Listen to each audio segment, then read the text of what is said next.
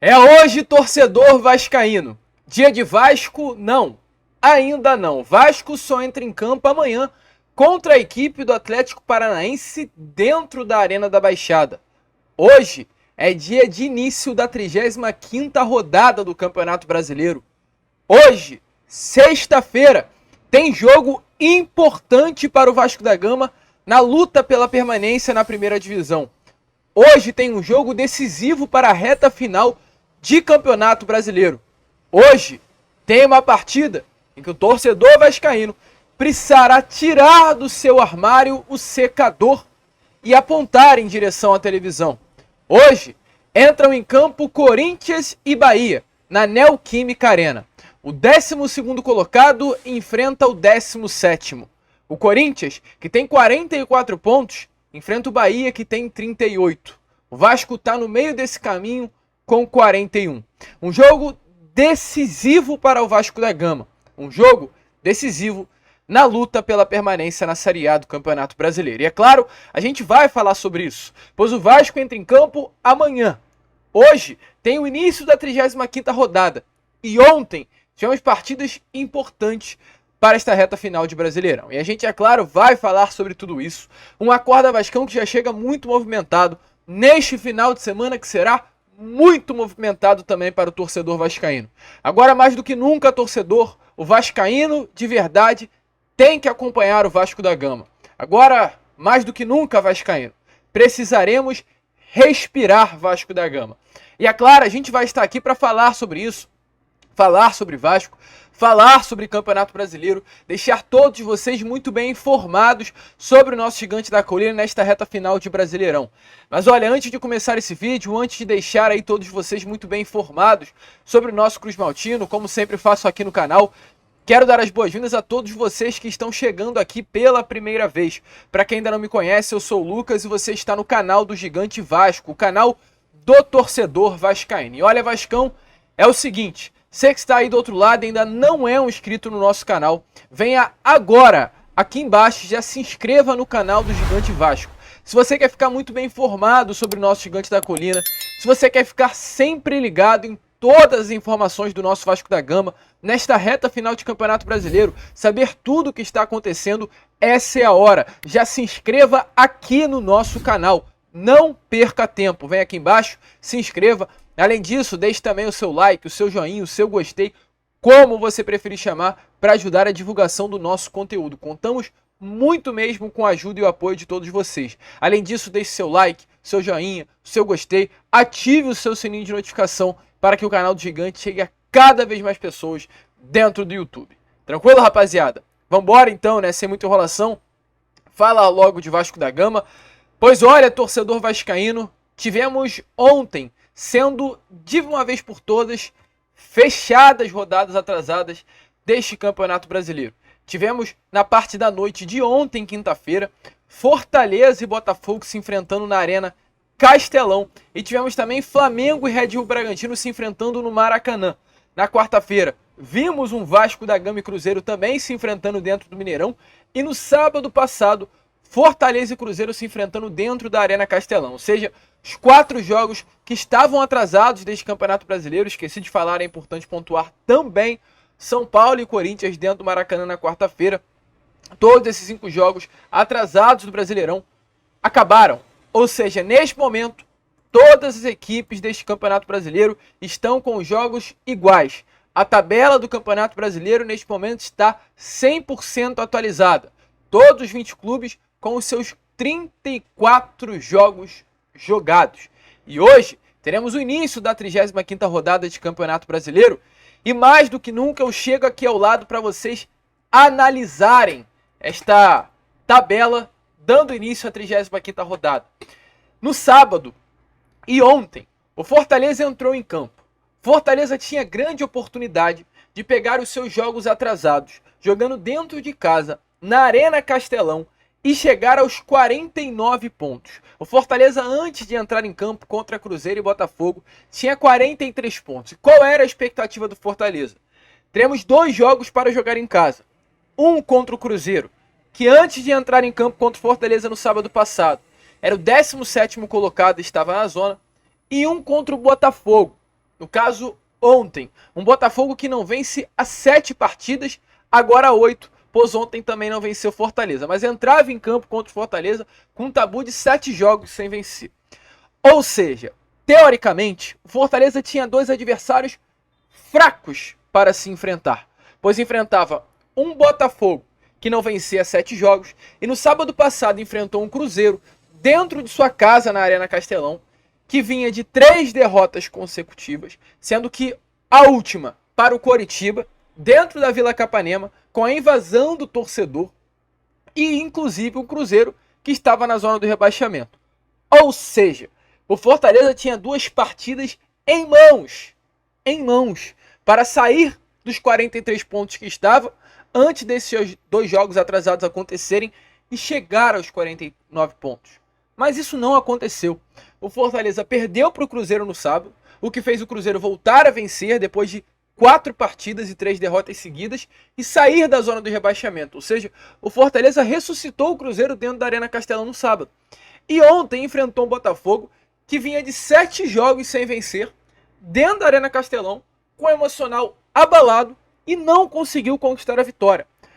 Ontem, com mais uma partida sem vencer, o Fortaleza, torcedor vascaíno, e é muito importante, eu vou deixar você 100% informado sobre esse Campeonato Brasileiro, o Fortaleza chegou ao seu 9º jogo sem vitória.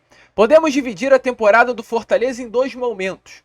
Um momento antes da final da Copa Conmebol Sul-Americana, onde Fortaleza era aquele Fortaleza que a gente conheceu nos últimos anos, um Fortaleza destemido, um Fortaleza que partia para cima, Fortaleza que não entregava fácil as suas derrotas, um Fortaleza que dava medo quando jogava na Arena Castelão e um Fortaleza que disputava por Libertadores. Esse era o Fortaleza antes da final da Sul-Americana.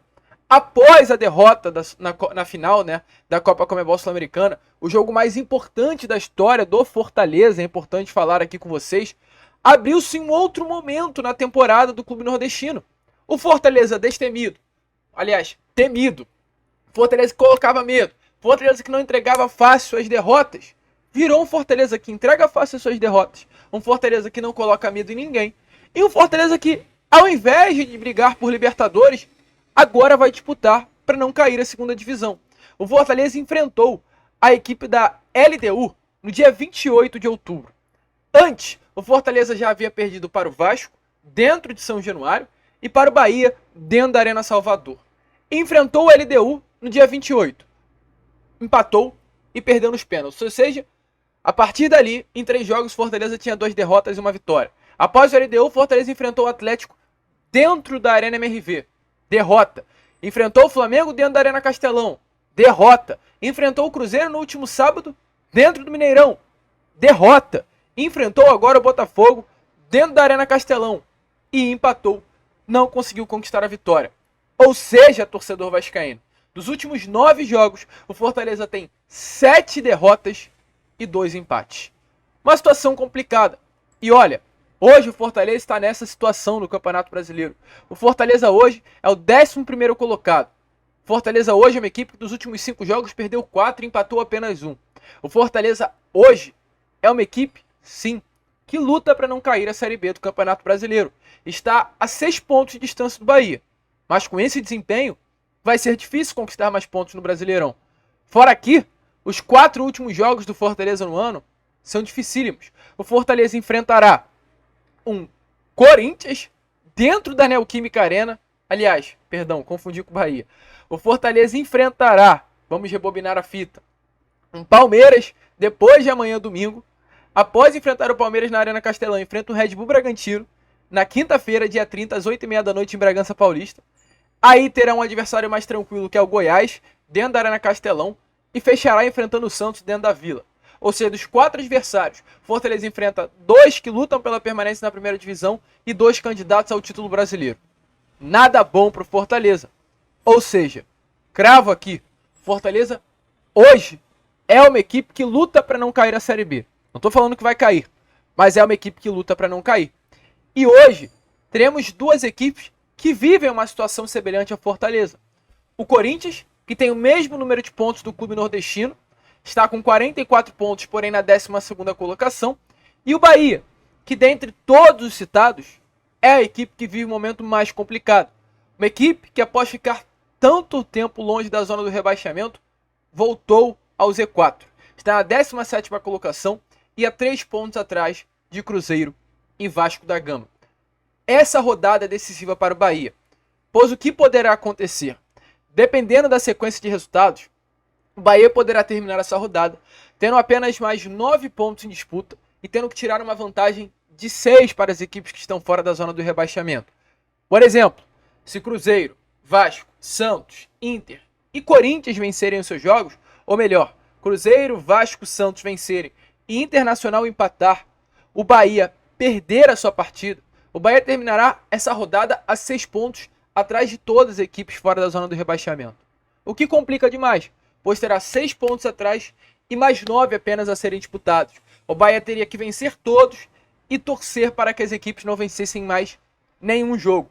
Então, uma situação muito difícil hoje para o Bahia. É um jogo de vida ou morte para o clube baiano e, é claro, mais do que nunca, é para o torcedor vascaíno secar o Bahia. E é um jogo decisivo também para o Corinthians, que hoje ainda periga com essa possibilidade de uma queda da segunda divisão do Campeonato Brasileiro. O Corinthians não vem bem na competição. Nos últimos 5 jogos, o Corinthians conquistou apenas 7 pontos, ou seja, 7 pontos de 15 disputados. Mas é uma equipe que para mim não vai cair à segunda divisão. Chances muito remotas disso acontecer.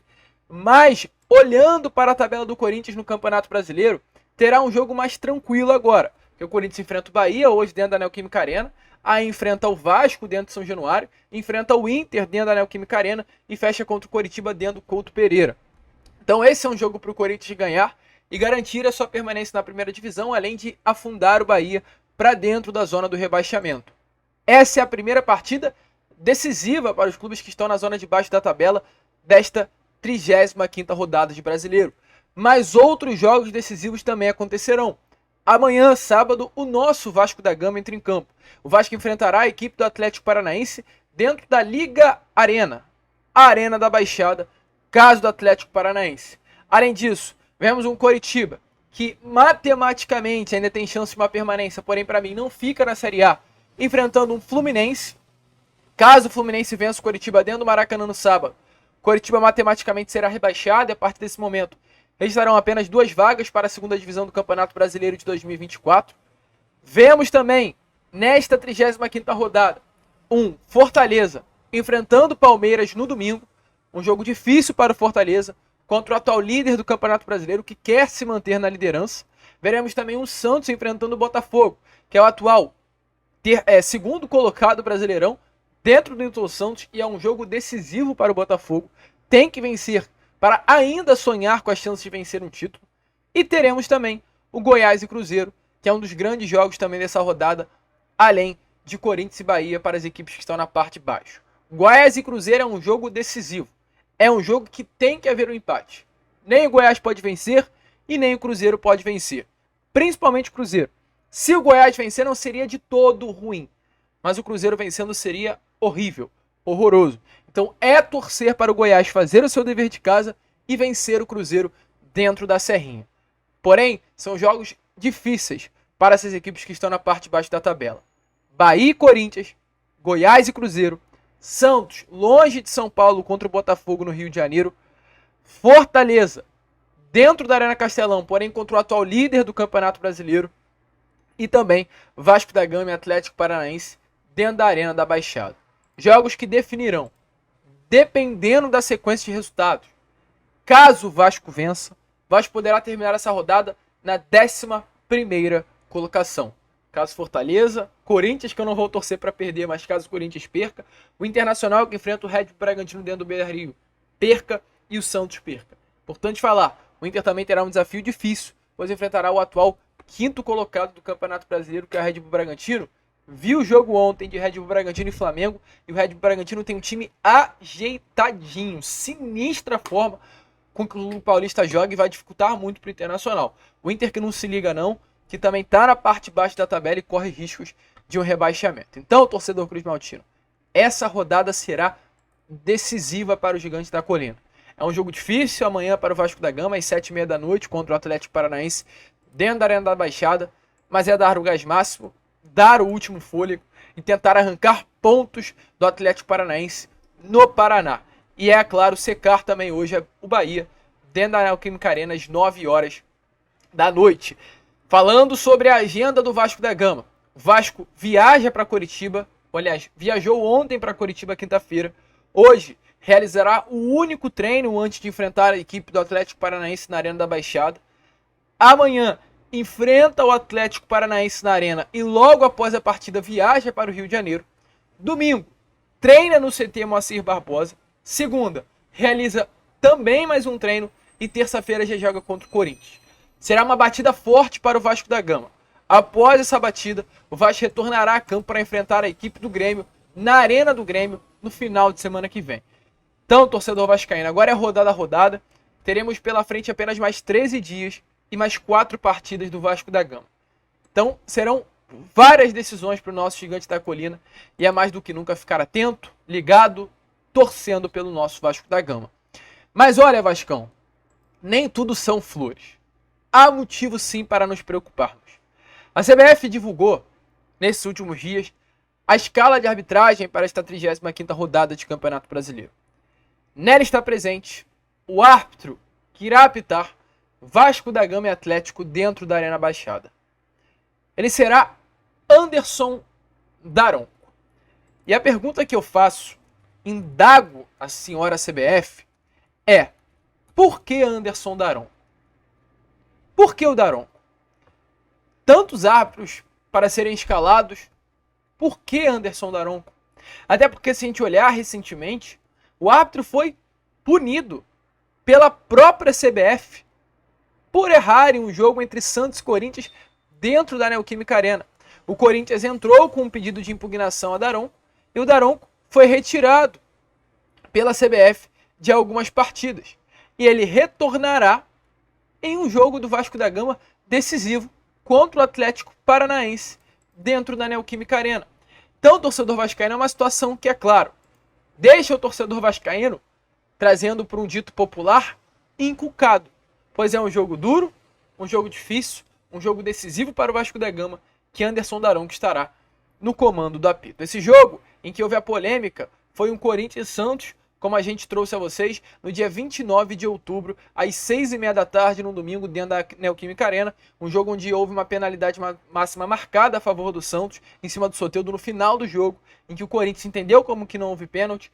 Todos, a grande maioria dos telespectadores de futebol brasileiro entenderam como não foi pênalti, como algo que não foi pênalti. O Daronco marcou e logo em seguida o Daronco foi afastado. O Daronco apitou esse jogo de Corinthians e Santos no dia 29, ficou 7 dias de molho, retornou no dia 5 para apitar um Fortaleza e Flamengo, dentro da Arena Castelão, apitou o Red Bull Bragantino e Botafogo, apitou o Ituano e Chapecoense no último dia 17, ou seja, 8 dias atrás ele estava na Série B, apitando um jogo de equipes que lutam para não cair a Série C, e agora será colocado para apitar um jogo decisivo do Vasco da Gama amanhã dentro da Arena da Baixada. Um árbitro que é marcado por feitos negativos contra o Vasco. E não podemos esquecer isso.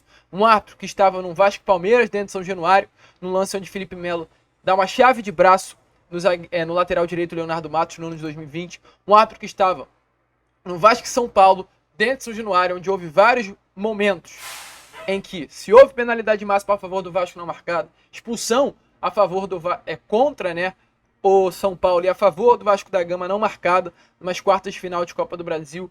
Estava também em vários outros momentos, naquela confusão de Vasco e Flamengo dentro de São Januário, no ano de 2017, se eu não me engano. Anderson Daronco estava numa Libertadores de Vasco e Cruzeiro no ano de 2018, onde houve um empurrão no lance de gol do Cruzeiro, Anderson Daronco era responsável pelo apito. Então esse árbitro que tem tantos feitos negativos ao Vasco da Gama estará apitando um jogo decisivo do Vasco na reta final de Campeonato Brasileiro após tomar um gancho da CBF. Então olha só, é muita loucura e eu gostaria muito que o Vasco em si se pronunciasse de alguma maneira. Porque a gente cobra muito aqui representatividade e a gente vai cobrar até o final. Necessita-se de uma representatividade. A gente espera que o Pedrinho, entrando no Vasco, dê essa representatividade ao Vasco da Gama.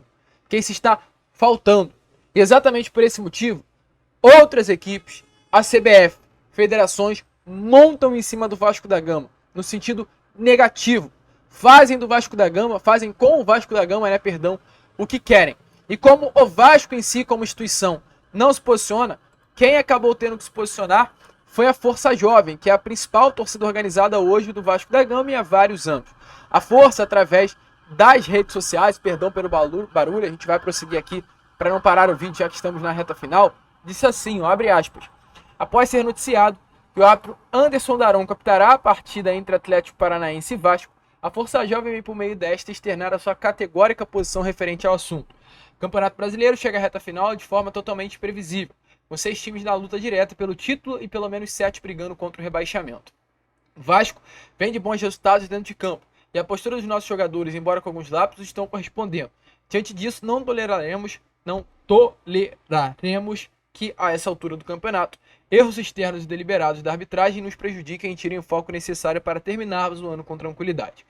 Como maior torcida organizada do clube, afirmamos que estaremos atentos à postura do árbitro Anderson Daronco e da cabine do VAR, que por gesto de má fé podem nos prejudicar não apenas nesse jogo, mas também distribuindo cartões amarelos aos jogadores de forma tendenciosa, uma vez que alguns dos nossos titulares estão pendurados.